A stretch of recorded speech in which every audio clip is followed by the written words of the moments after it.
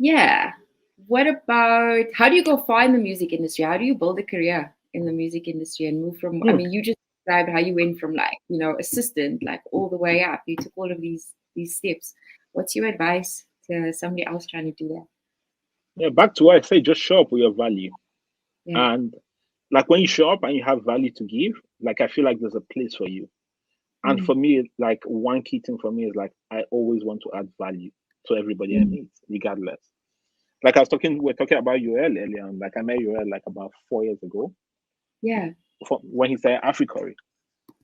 And since he started, like we just became close friends. And I always reach out to him and just reaching out to him, like understanding the wealth of knowledge he has when he was an exec in the music side, going to run a radio station down to where he is now.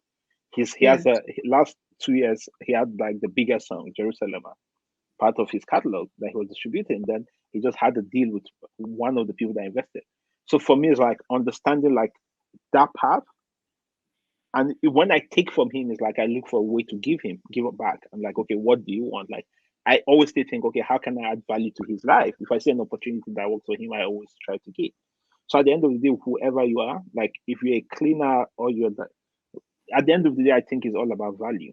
Like when you show up to the room, if the room is dirty, first thing first is like you want to sweep the room.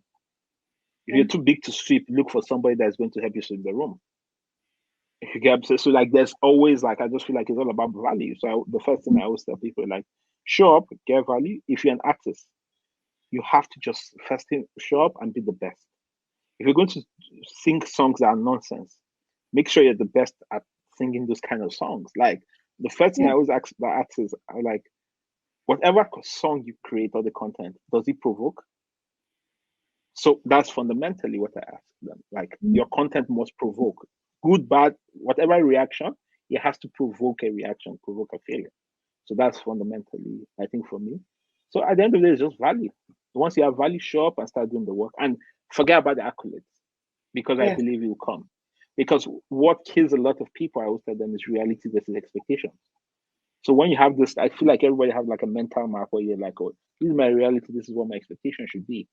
When you want 10,000 likes on Instagram, but you have 2,000, you have an expectation. Forget about that. Just keep on Yeah. bringing value. And then one time, business is a chain reaction that happens where, like the spring coil effect, where like you keep on rolling the coil, you keep on rolling, and one day you just unleash. And you just don't know what happened, but it's just the consistency of you bringing value back to back. Yeah. Exactly. The tipping point, right? And we know, I think once you've done it a few times with like, especially with brand new or like early stage artists and sort of worked with them Mm. in a plan, in a planned, strategic way, Yeah. you have a sense of some of the signs of that tipping point happening. Like all of a sudden, the calls that come through, the way the offers are coming, just the value of the fees, the value that they're bringing to brands is an indication. Mm. And then we know that tipping point is about to happen. And that's when everybody else will recognize it. But you're right, you can't plan for those accolades. You just got to Yeah. do the work. Mm. I think A when you're question to you. Sorry. Okay, carry on. I was just gonna say, like when you get to like, I mean, I guess we've been doing this for a very long time. I think the Yeah. learning from each other is actually one of the most important parts because there's no school of this. Yeah. Really. Um, and yeah, you can go here. Like, I mean, I at some point did feel like I needed to, because of just my counterparts and who I was, I guess, Mm. dealing with or being in around the table. I wanted to go to business school and I wanted to be on par and, get some like formal qualifications. But still, that's not it. You still got to know the music business. You got to know what's happening, what that artist, that release plan. There's so much to like you actually, knowledge that we actually get from our networks and from friends. Just like you said, you do a call with Yoel every now and again. You check in on certain Yeah. things, exchange notes, um, and that's probably how we become just better and better because Oh we yeah. keep learning. Yeah. What's the quick?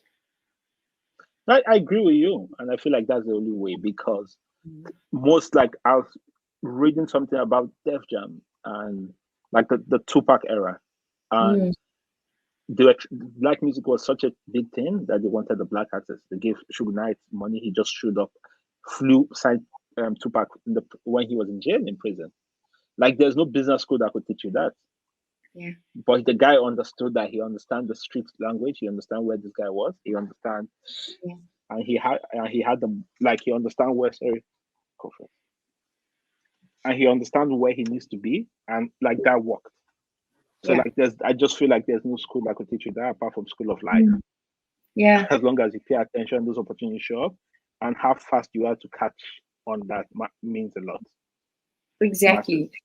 It's just like you say, you just got to show up. And that's why Just even show if you up. have a role, like a job in the job spec or whatever in the music industry, the things that you do around that actually are very important for, not for the company necessarily, but for yourself. And I always tell this to like new guys that come in and work with us. Um, Going to like the industry events, just, where you have access to, those are places you actually learn a lot.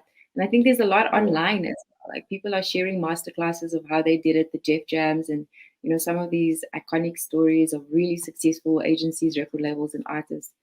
And there's a Yeah. lot to take from that that doesn't actually even come from, just because you have a junior role, an internship, or marketing coordinator. There's so much more you can actually do to accelerate your career. Yeah.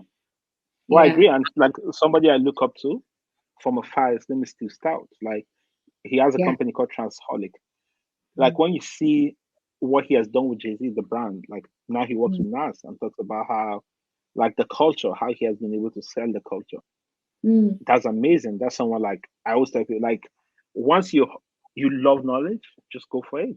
Like Mm. so just listen to him. Like he was talking about the Samsung deal, which he did, and Mm. how Jay-Z's album was coming and they sold how many million copy of Samsung. That's like marketing and branding like meet together. Like that was amazing. Yeah. So people like that, like I feel like once you're interested in this business, just keep on going for people like that, research, and they give you those blueprints for free. You just Yeah. look for it and look for what works for your market, Mm. and then how do you tailor it down to your market? Because one key thing again that is very important, you have to understand that your market is different. You have different market, you have different demography, you have different. Like I was telling hip hop artists, one of our hip hop artists, I was saying like, you hear rappers in abroad, they say Eminem, his whole existence was because he said he hates his mom. He swear he was big. If you do that in Nigeria, a woman you don't know will catch you and slap you in the street. So you have to understand like the role your culture plays in what you're doing. You get what Yeah. I'm saying? And this take me back to like the South African music thing. Like Mm-hmm. I've seen how it has transcended. Now I'm a piano is a huge thing. Mm-hmm. I'm just saying. And just a question for you: where do you think the hope? Like for me, I'm a huge fan of South African music. Seeing that I remember like when the AKA happened, then Casper was selling at the Dome. Then you've moved now. Like one of my favorite bands are Major League DJs. Yeah. Like I love them. Like those one of the mix I listen to all. But looking at how the mix like the culture. But for Yeah. that to be successful, like um what's his name? DJ what's it, Black Coffee had to be successful to set the Mm. platform for them to be successful.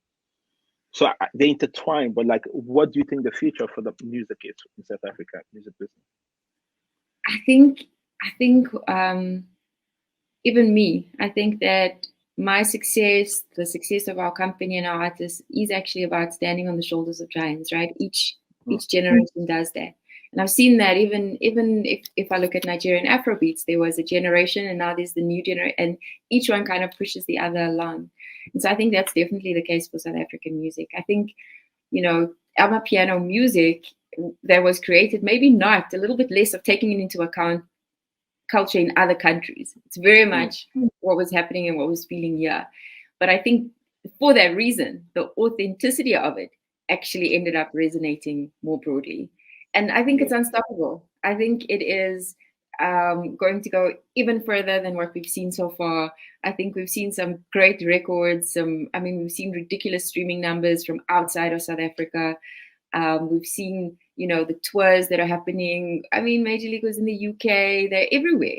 And I think the requests for collaborations and Amapiano remixes is at an all-time high. yeah, And I think it's going to continue along that genre. I mean, this year at the South African Music Awards, it was its own category for the first time. We even had, they created Amapiano Awards for the first time this year. So it's actually starting to become even more organized. And I feel like when that starts happening, that sets up even more structures for it to just grow and continue, you know, across the world. Interesting. Mm. Interesting. I need to come for class, for some piano class. I may not be the one, but yeah, we'll sit you up.